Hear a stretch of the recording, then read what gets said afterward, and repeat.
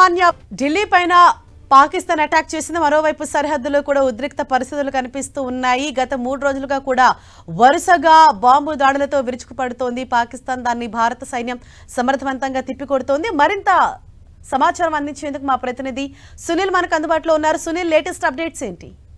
Yes Harisha, చూస్తున్నాం భారత్ మీద కవింపు చర్యలు పాకిస్తాన్ ఎప్పుడూ దిగుతూనే ఉంది. అలాగే గత 2 రాత్రులుగా ప్రారంభిస్తుంది అయితే పాకిస్తానే డ్రోన్లతో దాడులు చేయాలంటూ కూడా తెగబడుతోంది. కానీ ఆ పాచికలు ఏవి, పాకిస్తాన్ వేస్తున్నటువంటి పాచికలు ఏవి కూడా ఆస్తున్నటువంటి పరిస్థితులు అయితే కనబడట్లేదు.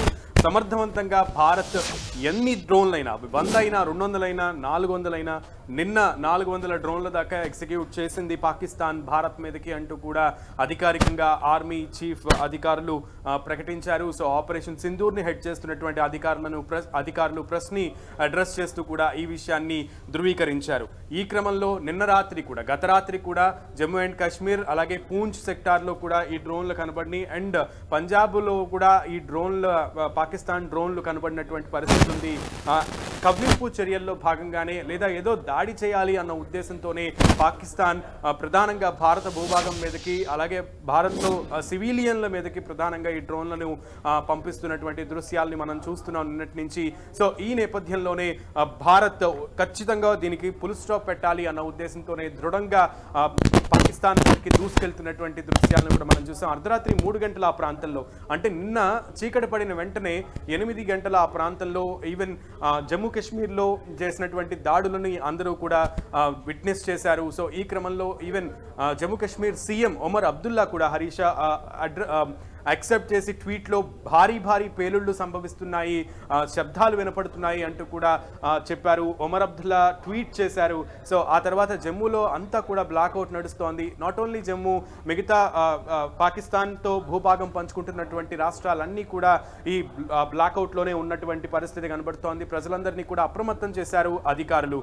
సో ఈ క్రమంలోనే భారత్ తన సత్తా చాటేందుకు దాడికి ప్రతిదాడి మాత్రమే చేస్తూ వస్తోంది భారత్. అండ్ ప్రతిసారి కూడా రెస్టారెంట్ని తాను మెయింటైన్ చేస్తూ వస్తోంది భారత్. ఎక్కడా కూడా ఈ నియమాలు ఏవైతే ఉంటాయో వాటిని ఉపక్రమించకుండా నియమ నిబంధనలతో భారత్ యుద్ధం చేస్తున్నటువంటి పరిస్థితి కనబడుతోంది. కానీ పాకిస్తాన్లో అటువంటి పరిస్థితి అయితే లేదు. ప్రజల మీదకే దూసుకొస్తున్నాయి పాకిస్తాన్ మిసైల్స్ అన్ని. సో ఈ నేపథ్యంలోనే అర్ధరాత్రి 3 గంటల ఆ ప్రాంతంలో భారత్ మరొకసారి వైమానిక దాడులు చేసింది. ఇస్లామాబాద్, పెషావర్, అలాగే రావల్పిండి, నరోవాల్ ఇలా 6 ప్రాంతాల్లో, లాహోర్ అండ్ ముఖ్యంగా షేక్పురా ఇలా 6 ప్రాంతాల్లో దాడులు చేసింది భారత్ వైమానిక దళం. అండ్ అందులోనూ 3 ఎయిర్ బేస్లను మురీద్, రఫీకి అలాగే నూర్ఖాన్ ఎయిర్ బేస్లపై ప్రధానంగా దాడులు చేసింది.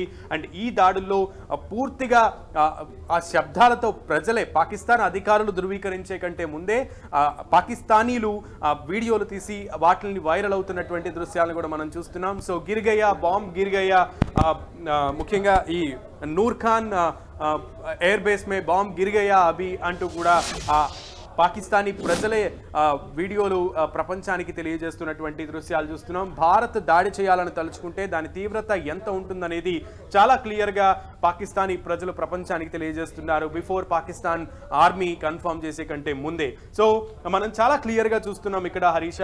సో పెషావర్లో బాంబులు పేలినాయి అండ్ ఇస్లామాబాద్లో మిసైల్స్ భారీ పేలుళ్ల శబ్దాలు వినపడినాయి. అండ్ ఇస్లామాబాద్తో పాటు లాహోర్లో కూడా ఆ శబ్దాలు వినపడినటువంటి పరిస్థితి ఉంది. రావల్పిండి, ఇస్లామాబాద్, లాహోర్ ఈ 3 నగరాలు ప్రధాన నగరాలుగా చెప్పుకోవాలి పాకిస్తాన్కి. ఆ ప్రధాన నగరాల్లో ఉన్నటువంటి 3 నగరాల్లో కూడా బాంబులు పేలాయి. అండ్ అలాగే మురీద్, రఫీకి, నూర్ఖాన్ ఎయిర్ బేస్లపై ప్రధానంగా ఈ 3 ఎయిర్ బేస్లు చాలా కీలకం. అండ్ పంజాబ్ సెక్టార్, పాకిస్తాన్ ప్రావిన్స్లోని పంజాబ్ సెక్టార్లో ఉన్నటువంటి జంగ్ ఎయిర్ బేస్ మీద కూడా ఈ ఎయిర్ స్ట్రైక్స్ అనేవి జరిగాయి. ఎయిర్ బేస్ల మీద దాడులు అయితే జరిగాయి. ఈ దాడుల్లో విధ్వంసకరమైనటువంటి దృశ్యాలు అయితే ప్రపంచానికి బయటకు వచ్చాయి పాకిస్తాన్ నుంచి. సో ఆ విజువల్స్ చూస్తుంటే నిజంగా భీకరమైనటువంటి శబ్దాలతో, భీకరమైనటువంటి పేలుళ్లతో అగ్నికీలలు ఆకాశానికి ఎగిసిపడుతూ సూర్యుడిని ప్రతిబింబించేటువంటి దృశ్యాలు అర్ధరాత్రి పాకిస్తాన్లో దర్శనమిచ్చాయని చెప్పడంలో ఎటువంటి అతిశయోక్తి లేదు. ఆపరేషన్ సింధూర్ 2.0లో భాగంగా భారత్ చేస్తున్నటువంటి ఈ యుద్ధంలో నిజంగా పాకిస్తాన్ వెన్నులో వణుకు పుట్టిస్తుంది అని చెప్పడంలో ఎటువంటి అతిశయోక్తి లేదు. ముఖ్యంగా షేక్పురా, లాహోర్ షేక్పురా మనం గమనిస్తే పంజాబ్కి దగ్గరగా ఉండేటువంటి ప్రాంతం ఇది.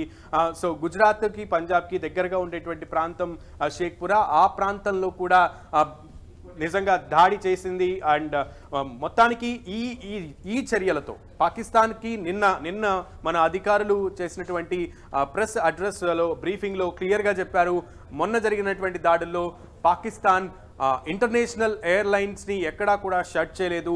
ఇంటర్నేషనల్ సివిలియన్స్ ఎయిర్లైన్స్ని తను రక్షణ కవచంగా వాడుకుంది, ఎయిర్ స్ట్రైక్స్ జరగకుండా ఉండే విధంగా అంటూ కూడా మన అధికారులు ఖురేషి అండ్ అలాగే సింగ్ ఇద్దరూ కూడా తెలిపినటువంటి పరిస్థితి మనం చూసాం. సో ఈ నేపథ్యంలోనే ఈరోజు కూడా అటువంటి చర్యకే పాల్పడే అవకాశం ఉన్న నేపథ్యంలో ప్రధానంగా ఉన్నటువంటి ఎయిర్ బేస్ల మీదే భారత్ దాడి చేసింది. ఈ దాడితో పాకిస్తాన్ ఒక్కసారిగా అలర్ట్ అయింది.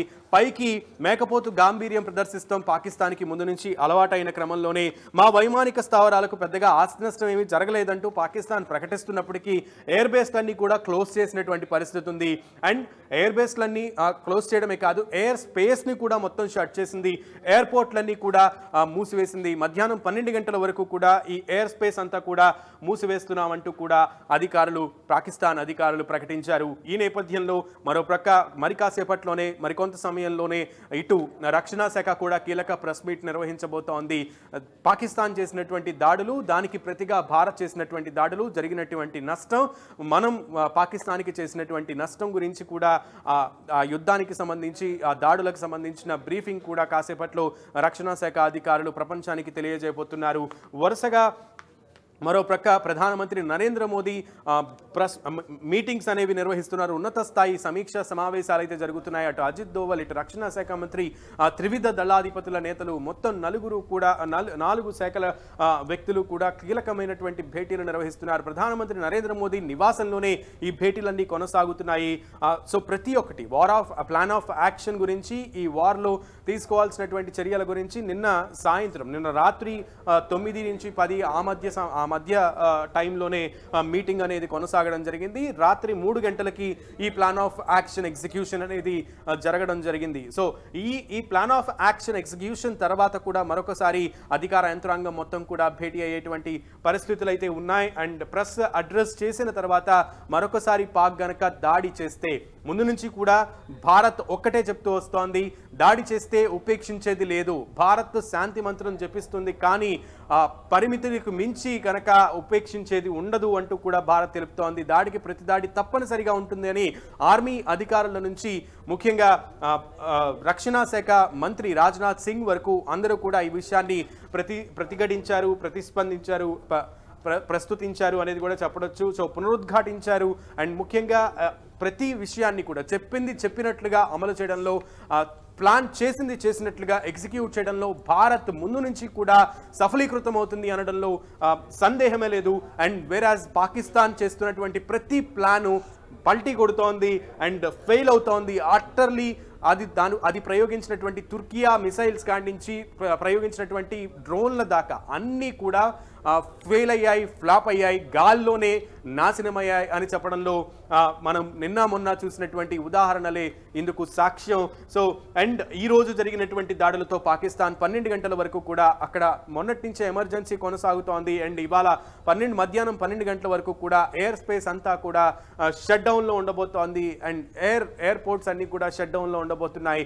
కానీ ఎయిర్ బేస్లన్నిటికీ కూడా పాకిస్తాన్ ఎయిర్ బేస్లన్నిటికీ కూడా భారీ నష్టం జరిగిందనే చెప్పాలి. ముఖ్యంగా ప్రధాన నగరాలైనటువంటి పెషావర్, నరోవాల్, పఠాన్కోట్, షేక్పురా నగరాలపై ఇక్కడ కనబడుతున్నాయి. ఆ నగరాలు ఎక్కడెక్కడ ఉన్నాయి, ఎలా అటాక్ చేశామనేటువంటి విజువల్స్ కూడా మనకి క్లియర్గా తెలుస్తున్నాయి. సో ఆ విజువల్స్ చూస్తూనే అర్థమవుతోంది అక్కడ ప్రజలు ఎంత భయకంపితులైపోతున్నారో. పాకిస్తాన్ చేసేటువంటి ఈ దుందుడుకు చర్యల వల్ల జరిగేటువంటి పరిణామాలకి పాకిస్తాన్ ప్రజలే భయకంపితులవుతున్నారు, భయాందోళనలు వ్యక్తం చేస్తున్నారు. ఒక ప్రక్కన ఆర్మీ చీఫ్ అధికారి అడ్రస్ లేడు. So Pakistan army chief address ఎక్కడుంది జరుగుతుందో తెలియదు, అలాగే పాకిస్తాన్ ప్రధాని ఎక్కడున్నారనే తెలియదు, కుటుంబంతో సహా గల్లంతైనటువంటి పరిస్థితి కనబడుతోంది. సో ఈ ఇద్దరు నేతలు, ఇద్దరు కీలకమైనటువంటి పాకిస్తాన్కి సంబంధించిన నాయకులు, లీడర్స్ లేకపోవడంతో పాకిస్తాన్ పరిస్థితి ఎలా అయిందంటే సారథి లేని రథాన్ని నడిపిస్తున్నటువంటి పరిస్థితి అయిపోయింది. ఆర్మీని ఎవరు లీడ్ చేస్తున్నారో అర్థం కావట్లేదు, ఏ రకమైనటువంటి ప్లాన్స్ చేస్తున్నారో అర్థం కావట్లేదు. వీడియో గేమ్స్ ఆడినట్లుగా భారత్ మీద సిల్లీ బాంబ్స్తో, సిల్లీ డ్రోన్లతో దాడి చేస్తున్నారు. వేరాజ్ మన టెక్నాలజీ గురించి తెలిసి కూడా అటువంటి దాడులకు ఎందుకు ప్రయత్నిస్తున్నారు, ముఖ్యంగా సివిలియన్స్ మీద ఈ దాడులు ఎందుకు జరుగుతున్నాయి అనేది కూడా చాలా సీరియస్గా ప్రపంచం అంతా కూడా ఆలోచించాల్సినటువంటి విషయం. సో ఈ నేపథ్యంలోనే భారత్ మాత్రం దాడి చేస్తే చాలా సీరియస్గా ఎగ్జిక్యూట్ చేస్తుంది. ముఖ్యంగా నిన్న మొన్నటి వరకు కూడా హరీష ఎక్కడా కూడా భారత్ పాకిస్తాన్ పౌరుల మీద, పాకిస్తాన్ పౌరుల యొక్క ఆస్తుల మీద, అలాగే మిలిటరీ ఆస్తుల మీద కూడా చేయలేదు. కానీ భారత్ మీద ఎప్పుడైతే దాడికి ఉపక్రమించిందో అప్పుడు ఖచ్చితంగా భారత్ దాడి చేయడం స్టార్ట్ చేసింది. మిలిటరీ బేసుల మీద టార్గెట్ చేస్తూ చేసింది. హరీష నెక్స్ట్ ఏం జరగబోతోంది అనేది మాత్రం నిజంగా ఒక ఉత్కంఠ భరితంగా ఉంది వాతావరణం. Right, thanks for the update Sunil.